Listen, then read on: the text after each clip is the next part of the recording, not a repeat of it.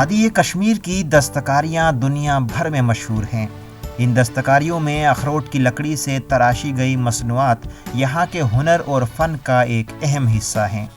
اگرچہ جدیدیت اور تیز رفتار زندگی نے ان دستکاریوں کے مستقبل پر سوالیہ نشان لگا دیا ہے، تاہم پرانے سری نگر کے صفا قدل علاقے سے تعلق رکھنے والے معمر ہنرمند غلام نبی ڈار اس فن کو زندہ رکھنے والے چند دستکاروں میں سے ایک ہیں۔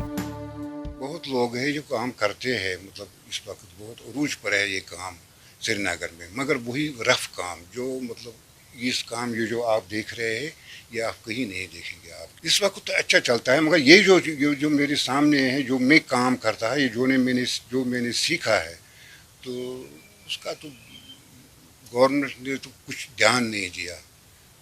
میرے جیسے کاریگر بہت تھے، آج اس دنیا سے چلے گئے، آج بیمار ہے، آج بوڑھے ہو گئے ہیں، کوئی دھیان نہیں دیا ہے، یہ آگے بڑھ جائے۔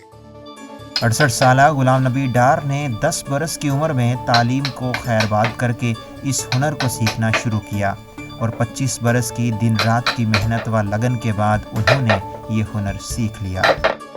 میں آ گیا تو 5 سال اس استاد کے پاس میں گیا، مگر استاد کے پاس میں شام 7 بجے تک کام کرتا تھا۔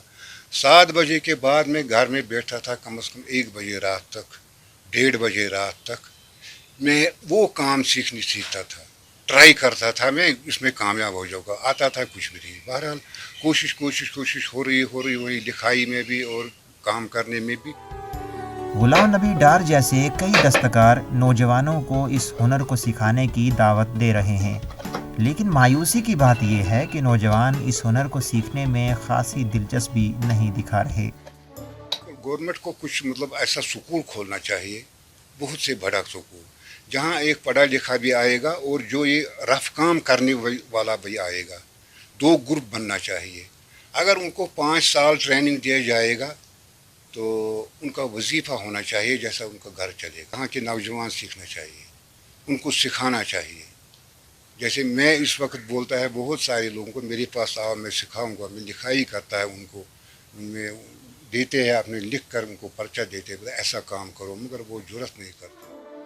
ضلع سری نگر ابھی تک کشمیر کو ایک الگ پہچان دینے والی دستکاریوں اور ہنرمندی کی آماج گاہ کے طور پر اپنی پوزیشن برقرار رکھے ہوئے ہے۔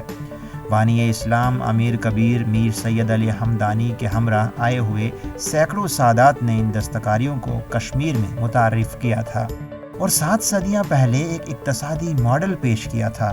اس پہچان و ہنرمندی کو زندہ رکھنے میں غلام نبی ڈار جیسے نقش تراشوں کا اہم رول ہے۔ اب نوجوانوں کو چاہیے کہ وہ اس ہنر کو سیکھیں اور اسے آگے بڑھائیں۔ Bureau report ETV Bharat.